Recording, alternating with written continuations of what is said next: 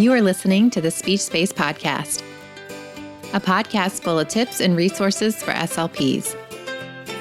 I'm your host, Jessica Cassidy, and this is episode 52.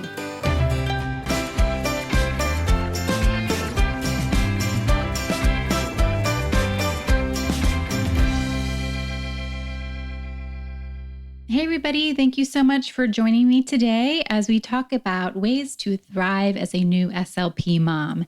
It is a question that I get every now and again, and I'm excited to finally sit down and take the time to talk a little bit more about this topic. But before I get started, I did want to let you know that this podcast is brought to you by the Digital SLP membership site, which is a site that features time-saving, no-print, and low-prep resources for SLPs. To learn more about the membership, head on over to thespeechspace.com/digital SLP.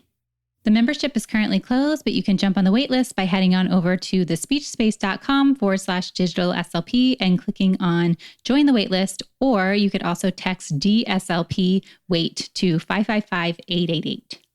All right, so like I said, today we're going to be talking about how to thrive as a new SLP mom.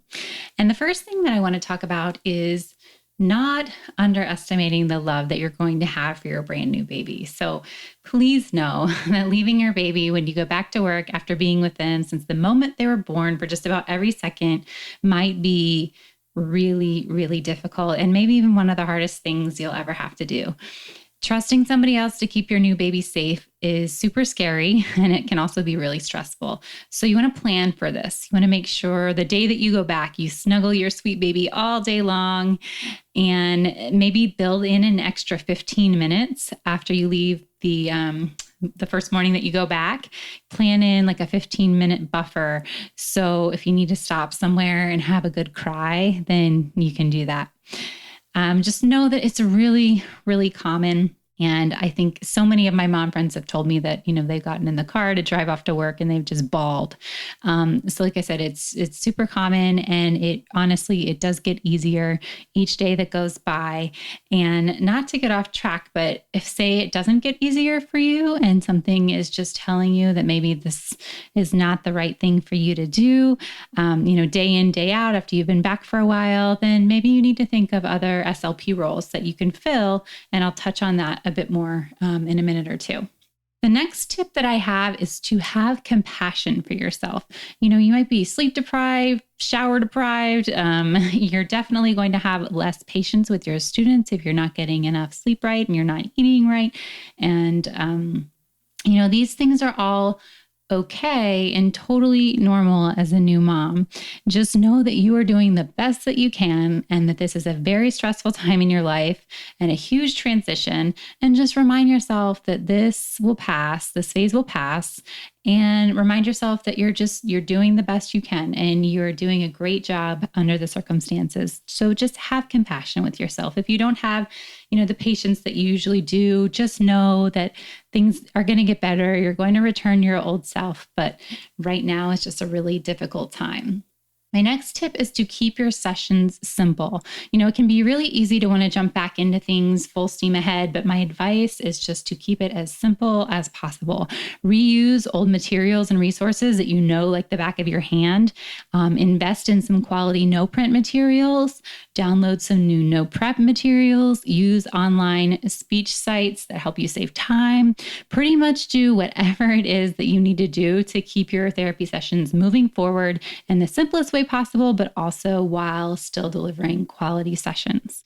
My next tip for you is if you are planning on breastfeeding, and that is to make sure that there is a place for you to pump and also to befriend the pump.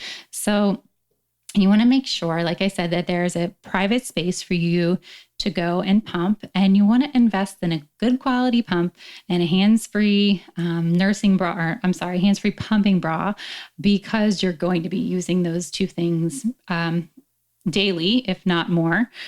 And you're probably not going to want to store your breast milk in the staff kitchen. So you also want to invest in a little cooler that you can carry with you with some ice packs, so all of your efforts to pump your milk don't go to waste.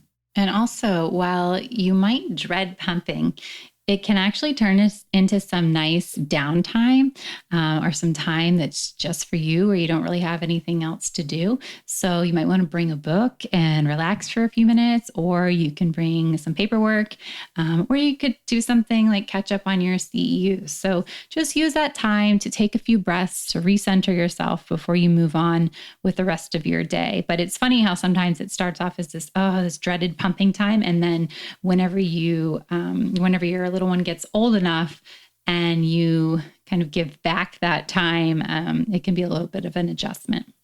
My last tip I touched on a little bit earlier, and that is to consider changing things up to work for you.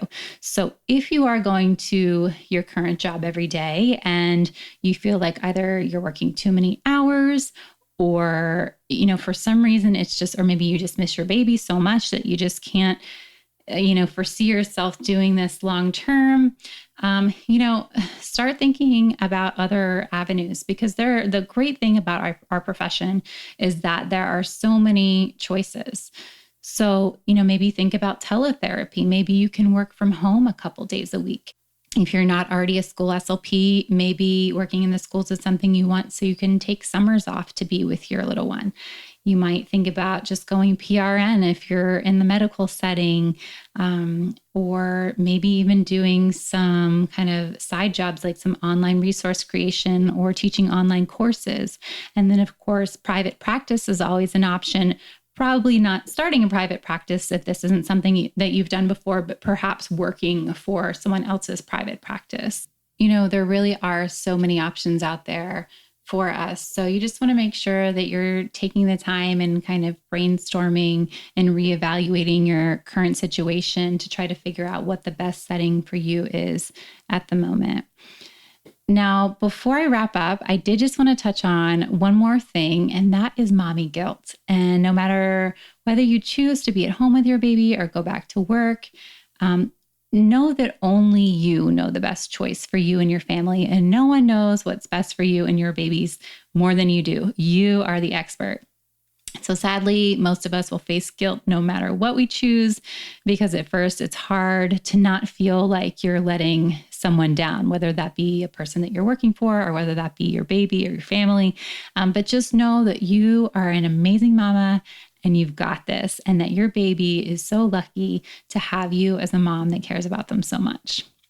So I hope that those tips were helpful for you today. I hope that you enjoyed listening in. And as always, if you like what you heard, please take a second to leave a 5-star review on iTunes, and that helps your fellow SLPs find the show.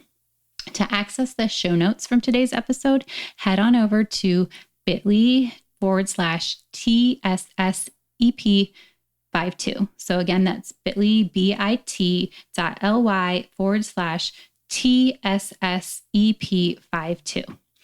If you'd like to learn how you can cut back on your prep time this year, head on over to thespeechspace.com/digital SLP. And like I said, the membership doors are closed, but if you did want to hop on the wait list, you can do that by texting DSLP wait to 555-888, or you can head on over to thespeechspace.com/digital SLP and click on join the wait list, and you will be added on and be informed when the doors open back up. Okay, so that is it for me for today. I thank you so much for tuning in, and I hope that you have a great week.